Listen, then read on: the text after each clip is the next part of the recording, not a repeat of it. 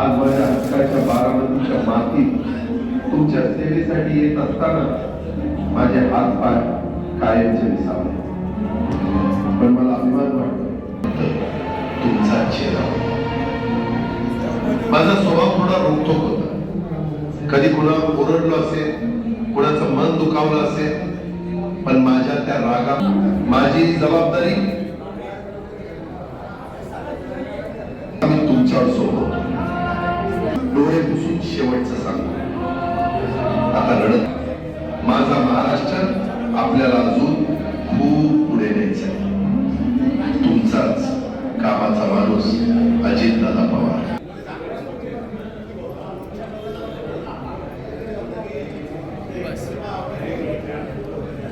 सर्वांनी वेळ दिला आणि आज ही सभा जरी सर्वपक्षीय असली, सर्वपक्षीय श्रद्धांजली सभा जरी असली तरी आजच्या या श्रद्धांजली सभेचे आयोजक शहराध्यक्ष संतोष भाऊ चौधरी आणि त्यांच्या टीमने स्वर्गीय दादांचा आज श्रद्धांजली सभेचा कार्यक्रम यशस्वीरित्या पूर्ण केलेला आहे. आजच्या या कार्यक्रमाचे आयोजक शहराध्यक्ष संतोष भाऊ दाडी हे कार्यक्रमाची टीम अतिशय परिश्रमासाठी वेळेअभावी ज्या मान्यवरांचे मनोगत या ठिकाणी व्यक्त करायचे राहिले असतील, आयोजकांच्या वतीनं त्यांची मी खरोखरच दिलगिरी व्यक्त करतो. आणि वेळेची मर्यादा असल्यामुळे आयोजकांची ही भावना आपण समजून घ्या विनंती करतो. थँक्यू. दादांनी जाता जाता जे आपल्याला AI व्हिडिओच्या माध्यमातून जे आवाहन केलं आहे ते आवाहन आपल्या सर्वांना आम्ही ऐकवतोय.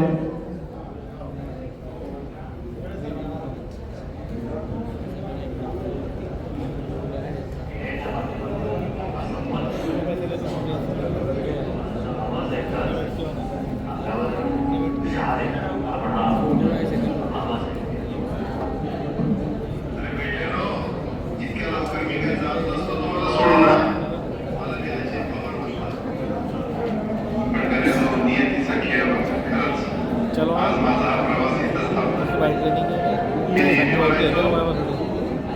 अगर पहले करेंगे तो बांधना है.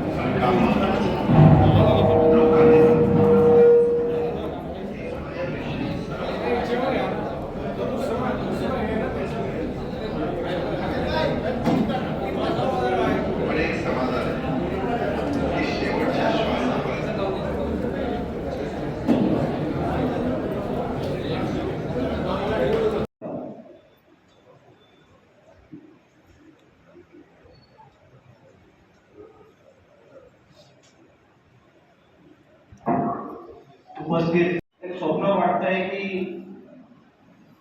खरंच या ठिकाणी शोकसभा भरलेली आहे का. विश्वास बसत नाहीये की महाराष्ट्रामधला बहुजनाचा नेता आपल्यामधून निघून गेलेला आहे. जास्ती बोलणारे खूप म्हणजे बोलण्यासारखं खूप आहे. बोलायला गेलं तर रात्री कमी पडेल अशा संदर्भामध्ये बोलायला गेलं तर, पण इतकंच पुरेल की तथागत भगवान गौतम बुद्ध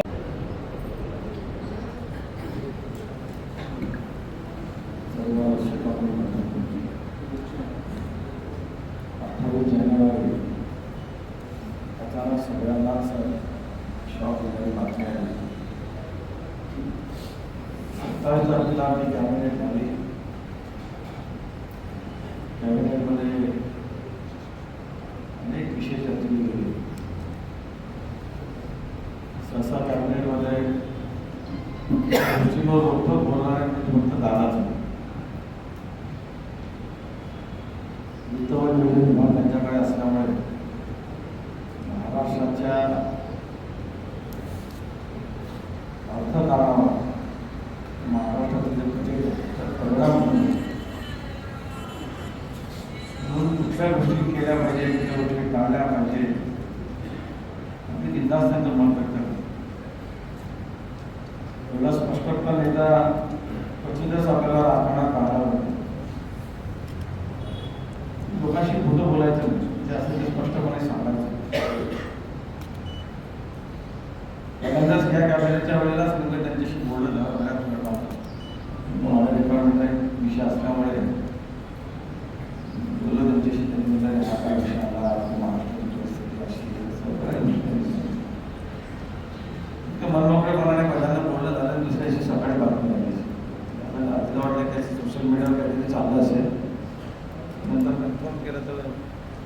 न्यूज खरी होती. राजकारणामध्ये इतका स्पष्ट बोलणारा क्वचितचपणे माणूस आपल्याला सांगतो. जे खरं आहे ते खरं आहे, कोणाला आवडत न आवडत.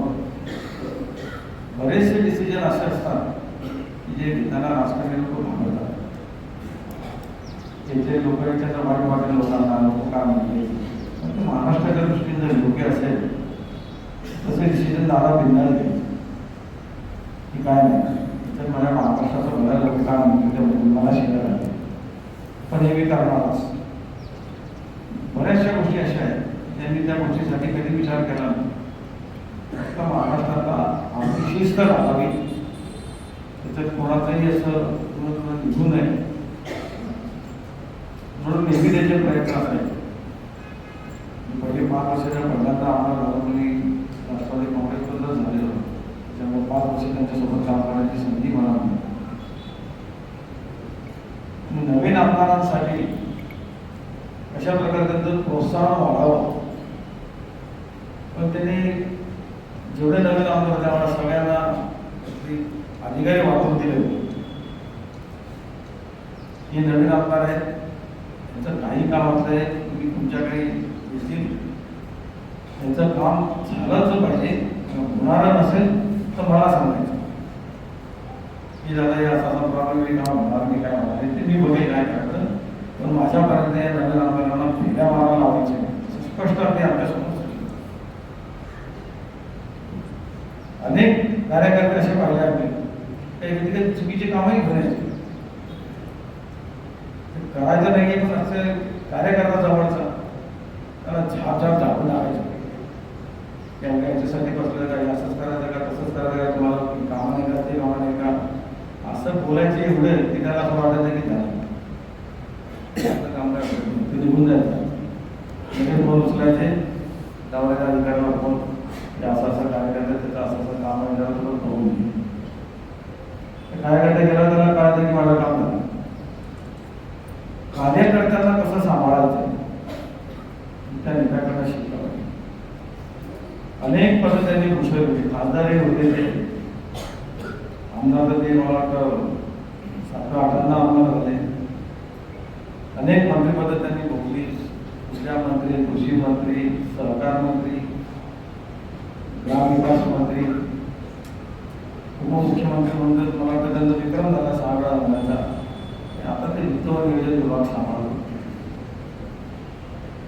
सहकारामध्ये त्यांची पकड एवढी घट्ट होती की कुठलंही सहकाराची काही निवडणूक सांगा काही सगळं त्यांना माहिती असेल.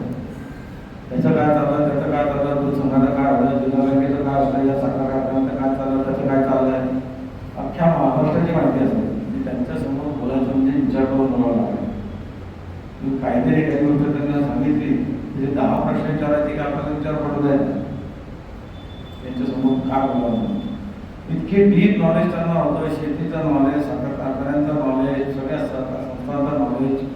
कितीतरी सहकारी संस्थांमध्ये अध्यक्ष राहिले, आगे पदावर होते ते. कितीतरी त्यांनी जुन्या संस्था जिवंत केल्या. सहकार जर टिकून असेल आजच्या तारखेला असं समजा की केवळ आमची दादांमध्ये टिकून असेल तर अनेक सहकारी संस्था या बंदही पडल्या असं मोकळीच गेल्या असेल तरी केवळ त्यांच्यामुळे टिकून आहे. आणि असा हा नेता की जो कधी पक्षपात करत नव्हता. आम्हाला त्यावेळेस आम्ही राष्ट्रवादी देतो आणि संजय कुठे हे भाजपचे आमदार होते. त्यांच्या मतदारसंघामध्ये पाण्याचा खूप प्रॉब्लेम होता. ज्यावेळेस रामदासजी आठवले 1990 साली समाज कल्याण मंत्री झाले त्यावेळेस 90 ते 1995च्या दरम्यान मला मंत्रालयात जाण्याची बऱ्याच वेळा संधी मिळाली. त्यामुळे दादांना थोडं जवळून मी पाहिलो, बोललो सुद्धा आहे आणि बघितलं त्यांचं सगळं कामकाज कशा पद्धतीने, त्यांची शिस्त आणि त्यांचं बोलण्याचं स्पष्टता कशी. तर असं एक असामान्य व्यक्तिमत्व हे गेल्या 28 तारखेला आपल्यातून निघून गेलेलं आहे.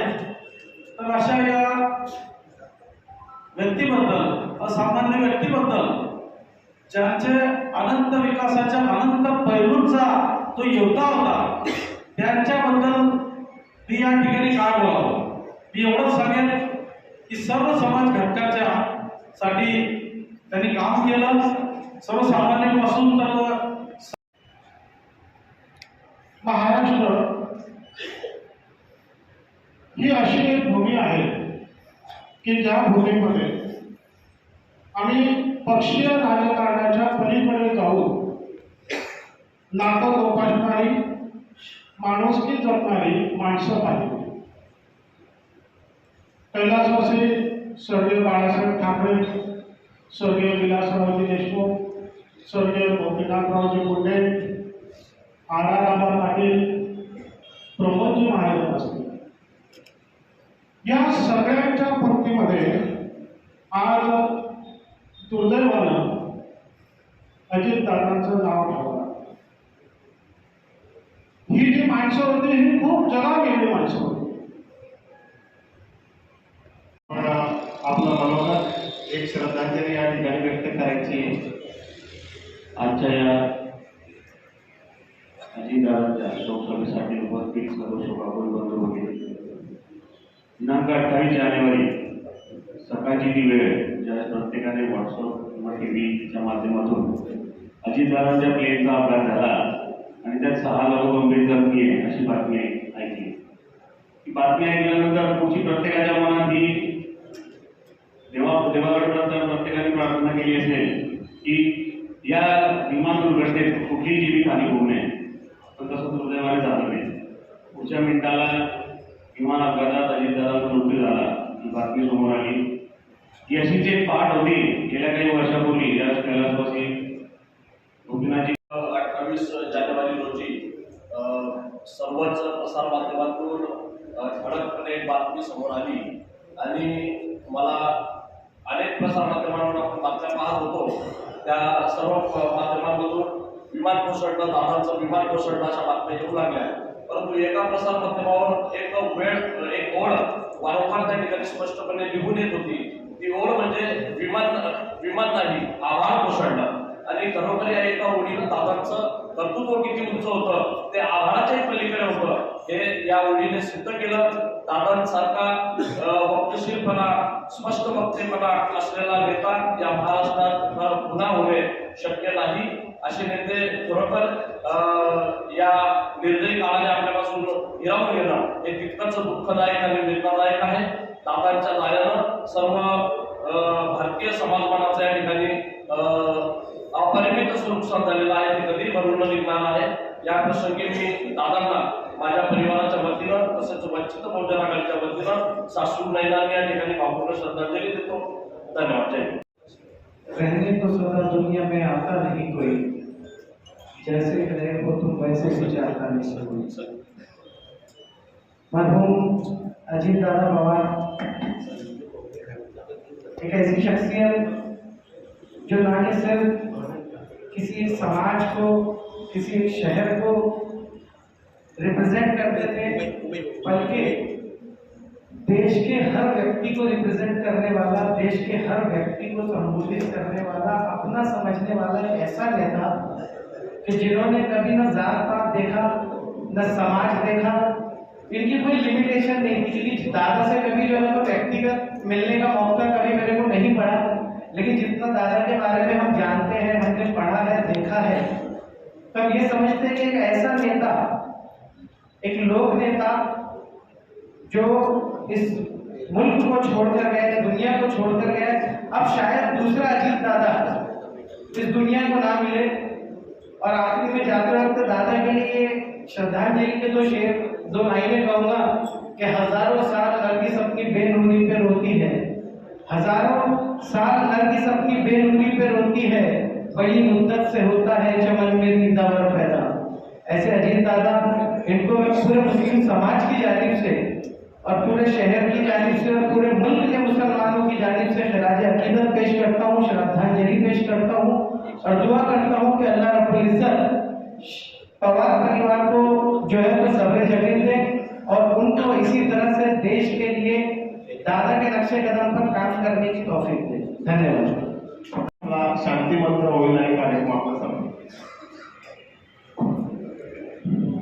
बारामतीचा सुपुत्र पवार परिवारातील त्यांच्या पोटातला गोळा आणि आमच्या महाराष्ट्रातील लोकनेता असे स्वर्गीय अजितदादा पवार यांच्या शोकसभेसाठी या ठिकाणी भुसावळमधून सर्व पक्षीय कार्यकर्ते, पदाधिकारी, मंत्री महोदय सर्व त्याचा उल्लेख शतकोनशतकं केला जाईल. ज्या काही थोड्याफार लोकांना दादांच्या सहवासात राहण्याचा योग आला अशापैकी मी सुद्धा एक भाग्यवान आहे. दादांचं एका 2 मिनिटामध्ये काही 2 वाक्यामध्ये उल्लेख करेल. नावांतर जसं दादा होते जरा होती तशी ती कामात सुद्धा होती. काही लोक मोठे मोठे मंत्री बोलता येतात पण तिकडे फोन केल्यानंतर तिकडे अधिकारी उठून उभा राहिला पाहिजे अशा प्रकारची दर दादांच्या शब्दामध्ये होती. असा तो खऱ्या अर्थानं दादा होता. आणि नुसतं मंत्रिपद घेतल्यानंतर जनतेसाठी आपलं मंत्रिपद आहे हे महाराष्ट्राला दाखवून देणारा दादा होते. यहाँ उपस्थित सभी शोककुल एवं राजकीय तथा शासकीय जो कि उपस्थित हुए हैं यहाँ दादा जी को आज श्रद्धांजलि अर्पण करने, किंतु मुझे आज भी यकीन नहीं हो रहा है कि दादा हमारे बीच नहीं है, क्योंकि इसका एक वाक्य जो कि मेरे साथ हुआ है, मैं एक साधारण व्यक्ति हूँ, ना मैं किसी पॉलिटिकल बैकग्राउंड से हूँ, ना कुछ मैं साधारण इंजीनियर हूँ, लेकिन एक दिन मैं मुंबई में था और हमारे रविनाना भाऊ भी वहीं उपस्थित थे और मुझे रविनाना भाऊ का कॉल आया, तिवारी जी आप कहाँ हैं? तो मैंने भाऊ से कहा मैं मुंबई में हूँ, और भाऊ ने मुझसे कहा कि आप कार्यालय में आइए राष्ट्रवादी में. तो मैं वहाँ गया और भाऊ के साथ मैं सीधा देवगिरी दादाजी के वहाँ लेकर गया और वहाँ पर फर्स्ट टाइम मैं दादा से मिला और मेरा इंट्रोडक्शन भाऊ ने करवाया और उनकी एक सादगी मुझे जो बहुत पसंद आई, जिससे वो एक बार मिल लेते थे और उसका वो नाम हमेशा याद रखते थे. उस दिन से आज तक उन्होंने मेरा नाम प्रकाश तिवारी है वो उन्होंने अपने माइंड में फिट कर दिया. और एक बार अजीत पर्व प्रोग्राम जो हुआ महाराष्ट्र में, उसमें दादाजी को मेरा नाम याद आया कि तिवारी जी आए थे मुझसे एक बार मिलने बंगले पर. तो उन्होंने रवि भाव को बोला कि इसमें जो कार्यक्रम में शिवाजी महाराज आप बनाएंगे तो तिवारी जी को बनाइए, क्योंकि मैं बड़ी बड़ी दाढ़ी रखता था अभी, तो उनको इतना तक याद रहा. उसके बाद सुनील तटकरे साहब जलगांव में आए थे तो उन्होंने कहा कि वहाँ आपको तिवारी जी मिलेंगे जो कि शिवाजी महाराज हैं अपने. और वो पोस्ट जो मैंने डाला था फेसबुक पर, उसके थ्रू उन्होंने वहाँ से स्क्रीनशॉट लेकर उनके ट्विटर हैंडल पर उसको शेयर किया. तो मैंने सोचा ये देखो साधारण आदमी को इन्होंने कितना महत्व दिया जो कि आज के नेता नहीं दे पाते हैं. इसीलिए मैं उनका बहुत बहुत आभार और धन्यवाद व्यक्त करता हूँ तिवारी परिवार की तरफ से एवं उत्तर भारतीय समाज की तरफ से. मैं उनका बहुत बहुत आभार और धन्यवाद व्यक्त करता हूँ. जय हिंद, जय भारत. सर्वांनी माझ्या मागे शांती मंत्र म्हणायचंय, हात जोडायचे. ओम अनादि निधनो देवः शंख चक्र गदाधर अमोघ पुंडरीक्षाय प्रीत मोक्षो प्रदोर्भव. ओम पूर्णमदं पूर्णमिदं पूर्णात् पूर्णमुदच्यते पूर्णस्य पूर्णमादाय पूर्णमेवावशिष्यते. ओम. दादांची ही कार्यसंस्कृती हा वारसा करायचा आहे. शांती मंत्र झाल्यानंतर 1 मिनिट स्तब्ध उभं राहून दादांना करूया आणि त्यानंतर वैयक्तिक माझ्या मागे शांती मंत्र म्हणायचंय, हात जोडायचे. ओम अनादि निधनो देवः शंख चक्र गदाधर अमोघ पुंडरीक्षाय. ओम पूर्णमदं पूर्णमिदं पूर्णात् पूर्णमुदच्यते अवशिष्यते. ओम शांति शांति शांति. 1 मिनिट स्तब्ध करून श्रद्धांजली अर्पण करायची.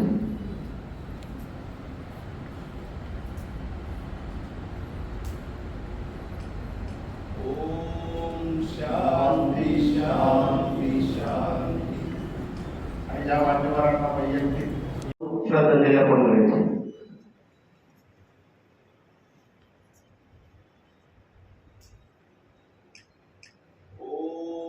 शांती शांती शांती. आणि ज्या मान्यवरांना वैयक्तिक या ठिकाणी येऊन आणि